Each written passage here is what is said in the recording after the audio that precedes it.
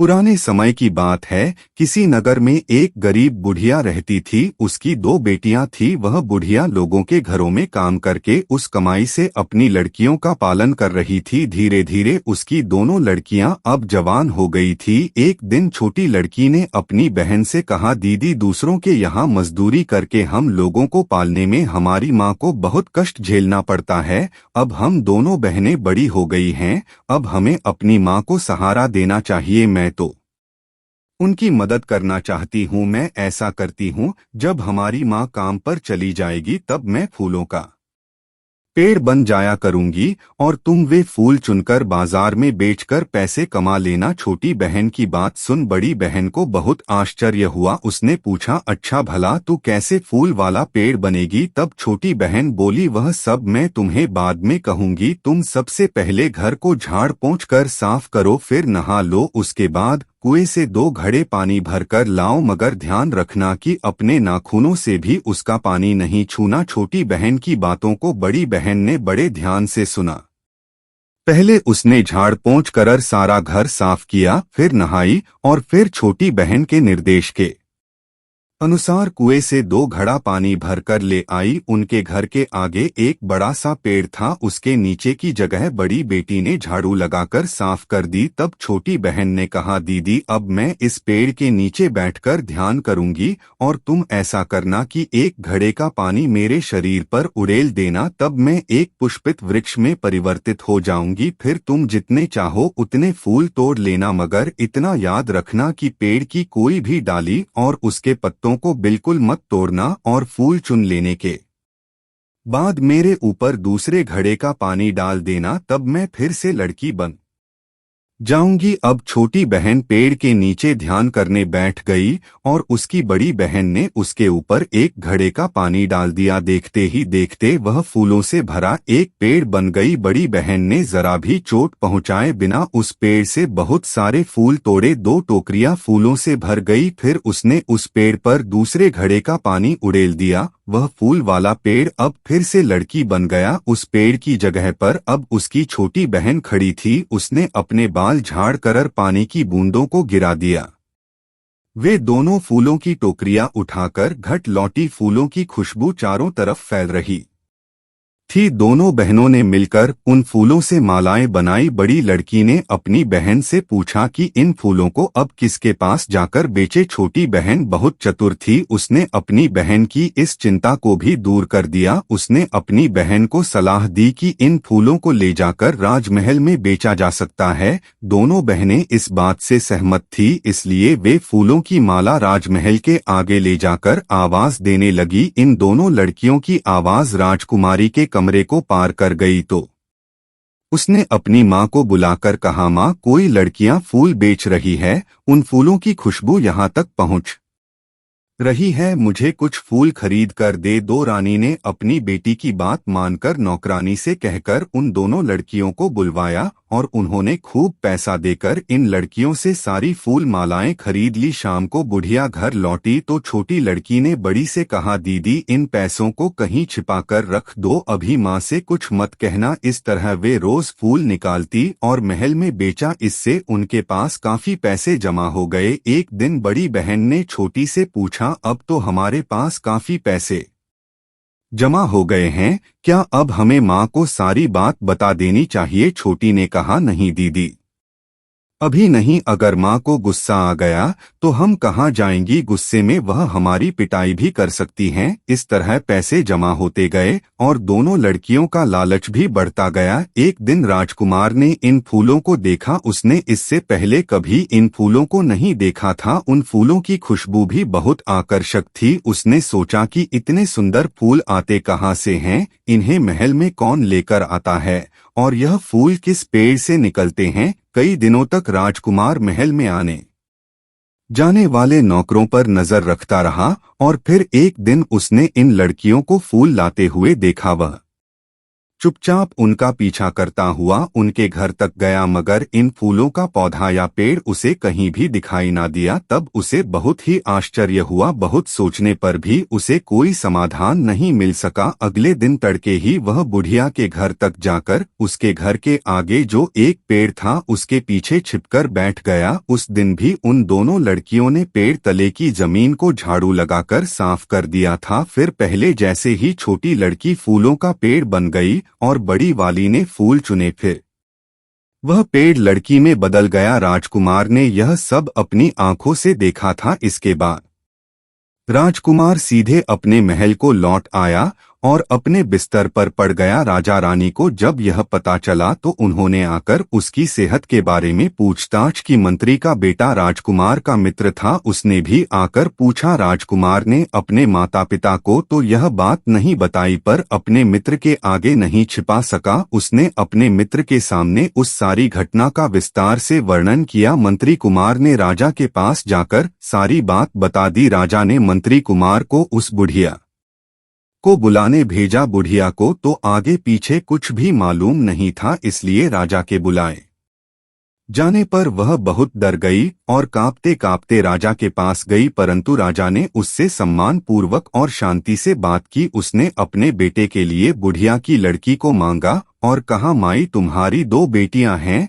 उनमें से तुम्हारी छोटी बेटी हमारे राजकुमार को अत्यधिक पसंद है, इसलिए हम तुम्हारी छोटी बेटी के साथ राजकुमार की शादी रचाना चाहते हैं। बेचारी बुढ़िया अब और ज्यादा घबरा गई। उसने सोचा कि राजा को मेरी बेटियों के बारे में कैसे पता चला। बहुत मुश्किल से कांपी आवाज में उसने जवाब दिया, जी महाराज, मैं गरीबन अपनी बेटी को आपके घर देने में भला कैसे इनकार कर सकती हूँ। बुढ़िया का जवाब सुनकर राजा ने तुरंत ही एक चांदी की थाली में पान पत्ता और नारियल देकर उसका सम्मान किया और उसकी बेटी से राजकुमार की शादी तय कर दी। इसके बाद जैसे ही बुढ़िया घर लौटी उसने अपने हाथ में एक मोटी सी छड़ी उठाई। पहले तो अपनी बेटियों को खूब मारा, फिर डांट कर पूछा, कमक कलो बताओ तुम दोनों कहाँ गई थी। राजा ने तुम लोगों के बारे में पूछा है, बताओ मेरे पीठ पीछे तुम दोनों रोज कहाँ जाती हो।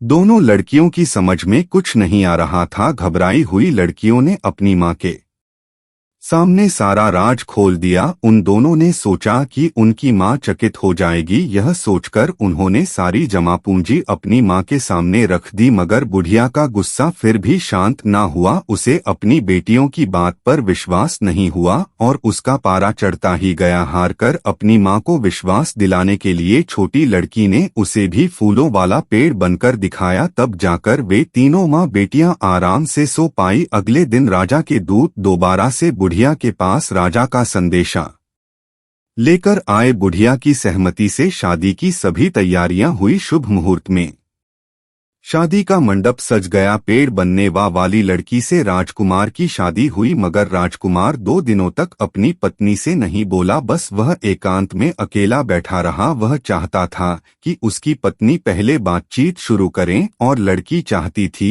कि उसका राजकुमार पहले बातचीत शुरू करें। फिर तीसरे दिन रात को लड़की को चिंता हुई कि अपना राजकुमार बात ही नहीं कर रहा है। तब उसने इससे शादी क्यों की। आखिरकार उसने राजकुमार से पूछ ही लिया कि तुमने किस खुशी में मेरे साथ शादी की है। वह तो यही चाहता था कि पहले उसकी पत्नी अपना मुंह खोले। मौका मिलते ही जवाब में उसने कहा, तुम अगर मेरी बात मानकर काम करोगी तो ही मैं तुमसे बात करूंगा। लड़की ने हैरानी से पूछा, यह तुमसे किसने कहा कि मैं तुम्हारी बात नहीं मानूंगी। कहो तुम क्या चाहते हो, मुझे तुम्हारे लिए क्या करना है। राजकुमार ने कहा कि मैं तुम्हें फूलों वाला पेड़ बनते हुए देखना चाहता हूँ। फिर जो फूल गिरेंगे मैं उन फूलों की चादर बनाकर सोऊंगा। उन फूलों की खुशबू मुझे बहुत पसंद है। लड़की ने कहा, ठीक है राजकुमार, मैं आपके लिए फूलों वाला पेड़ जरूर बनूंगी। आप 2 घड़ा पानी भर कर ले आओ। राजकुमार पानी ले आया। लड़की ने पानी को मंत्र पूरित किया और एक तरफ रख दिया। राजकुमार ने बात को गोपनीय बनाए रखने के लिए खिड़कियां और दरवाजे आदि सब बंद कर दिए। लड़की ने पेड़ बनने से पहले राजकुमार को सचेत किया कि आप मनचाहे फूल चुन लेना, मगर एक बात याद रखना, किसी भी हालत में पेड़ की किसी भी डाली को कोई नुकसान मत पहुंचाना। फिर वह कमरे में ध्यान लगाकर बैठ गई। बाकी सारा क्रम उससे सीखकर राजकुमार ने ठीक समय पर पानी उड़ेला। वह जल्दी ही फूल खिलता पेड़ बन गई। सारे कमरे में फूलों की खुशबू फैल गई। राजकुमार ने खूब फूल चुन लिए और फिर से पेड़ के ऊपर घड़े का पानी उड़ेल दिया। तब फिर से लड़की बाल झाड़ कर उठ बैठी। राजकुमार फूलों को फैलाकर उनका गद्दा बनाकर लेट गया। कुछ दिनों तक उन दोनों के बीच यही चलता रहा। रोज सुबह वह मुरझाए फूलों को खिड़की के बाहर फेंकता रहा। अब सूखे फूलों का इतना बड़ा ढेर बन गया कि वह एक छोटा पहाड़ सा दिखने लगा। एक दिन राजकुमार की छोटी बहन ने यह फूलों का ढेर देखा तो अपनी माँ से जाकर कहा, माँ, भैया भाभी अपने कमरे में कितने सारे फूल लगाकर सोते हैं और सुबह होते ही उन्हें खिड़की से बाहर फेंक देते हैं, मगर देखो मुझे आज तक एक फूल भी नहीं दिया। बेटी की बात सुनकर रानी माँ ने कहा, चिंता मत कर बेटी, मैं उनसे कहकर तुम्हें भी थोड़े फूल दिलवा दूंगी। एक दिन की बात है, राजकुमार किसी काम से दूसरे नगर को गया हुआ था और उसकी बहन यानी छोटी राजकुमारी ने किसी तरह यह राज जान लिया था। उसने अपनी सहेलियों से कहा, हम सब पारिजात वृक्ष के पास जाकर खेलेंगी, मैं अपनी भाभी को भी साथ लेकर चलूंगी। वह फूलों वाला पेड़ बनती है, अगर तुम सब भी मेरे साथ चलोगी तो मैं तुम सबको भी खुशबूदार फूल दूंगी। फिर उसने भाभी को अपने साथ ले जाने के लिए अपनी माँ की अनुमति मांगी। रानी ने बेटी को स्वीकृति दे तो दी, पर साथ ही यह भी कहा, बेटी बहू को बाहर ले जाने से पहले एक बार अपने भैया की भी स्वीकृति लेकर जाओ। तब तक राजकुमार भी वहां आ गया। राजकुमारी ने अपने भैया से भी पूछ लिया और फिर वह अपनी भाभी को लेकर सभी सहेलियों के साथ पारिजात के पेड़ के पास गई। वहां बड़े बड़े पेड़ों पर रस्सी बांधकर शाम होने तक झूला झूलती रही। फिर राजकुमारी ने अचानक से खेल बंद कर दिया और अपने भाभी को पास बुलाकर कहा, भाभी सुना है कि तुम फूलों वाला पेड़ बनती हो, देखो ना यहाँ मेरी सहेलियों में से किसी के भी बालों में फूल नहीं है। भाभी तुम एक बार हमारे लिए फूलों वाला पेड़ बनकर दिखाओ ना। राजकुमारी के बार बार कहने पर वह लड़की पेड़ बनने के लिए तैयार हो गई। उसने 2 घरों में पानी मंगवाया और मंत्र जाप किया। लड़कियों को सावधान करते हुए उसने उन्हें पानी डालने का सारा क्रम बताया। फिर उन्हें नहाने के लिए भी कहा, मगर लड़कियों ने उसके मार्गदर्शन की तरफ कोई खास ध्यान नहीं दिया। वह जब ध्यान करती हुई बैठ गई तो लड़कियों ने मन चाहे तरीके से उस पर पानी उड़ेला। इसका यह नतीजा निकला कि वह अधूरा पेड़ ही बन सकी। तब तक शाम पूरी तरह से ढल चुकी थी। बारिश का मौसम था। बिजली कड़कने के साथ बारिश भी शुरू हो गई। फूल चुनते हुए भी उन लड़कियों ने सावधानी नहीं बरती। उन्होंने जल्दबाजी में पेड़ के पत्ते भी तोड़ दिए और फूलों के साथ साथ 2 चांडियां भी तोड़ डाली। घर जाने की जल्दबाजी में उन्होंने घड़े का पानी भी उसके ऊपर उल्टा सीधा उड़ेला और अपने अपने घर की तरफ भाग खड़ी हुई। राजकुमार की पत्नी फिर से इंसान तो बनी, मगर उसके इंसान का वह आकार नहीं था। अब उसके हाथ पांव नहीं थे, बदन पर घाव थे। बारिश के बहते पानी में किसी तरह मोरी में उसका शरीर सरक कर गिर पड़ा। पानी बह रहा था, उसके बचने की कोई उम्मीद नहीं बची थी। एक मोड़ पर एक चौड़े से पत्थर से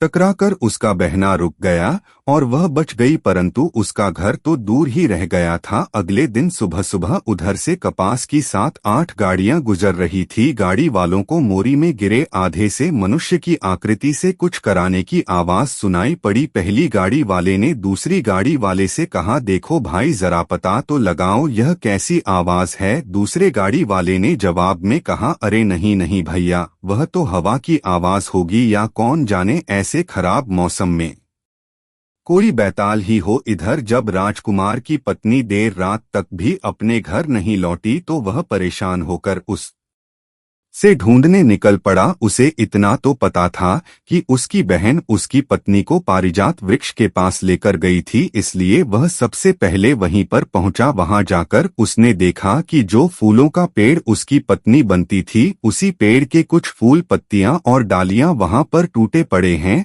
अब राजकुमार को समझने में देर नहीं लगी और वह पागलों की तरह आसपास के गांवों में उसे ढूंढने लगा। बहुत ढूंढने के बाद एक गांव के बाहर पानी के नाले के पास पड़ी दर्द से कराती हुई उसकी पत्नी उसको मिल गई। उसने अपने पति को अपने साथ बीती हुई सारी घटना बताई और अपने पहले जैसे शरीर को पाने का सारा क्रम भी बताया। राजकुमार ने जल्दी से उसे गोद में उठाया और उसी पारिजात वृक्ष के पास ले गया, जहां उसकी पत्नी फिर से ध्यानस्थ होकर बैठ गई और एक घड़े का पानी उस पर डालने से वह फिर से पेड़ बन गई। उस पेड़ की जितनी शाखाएं टूट चुकी थी, जितने भी पत्ते कटे फटे थे, राजकुमार ने बड़ी सावधानी से उन सबको वापस से संजोया। फिर उसने धीरे से दूसरे घड़े का पानी उस पर उड़ेला। तब उसकी पत्नी फिर से पहले जैसी ही सुंदर युवती बन गई। वह उठ खड़ी हुई और अपने बालों पर गिरे पानी को झाड़ा, फिर पति के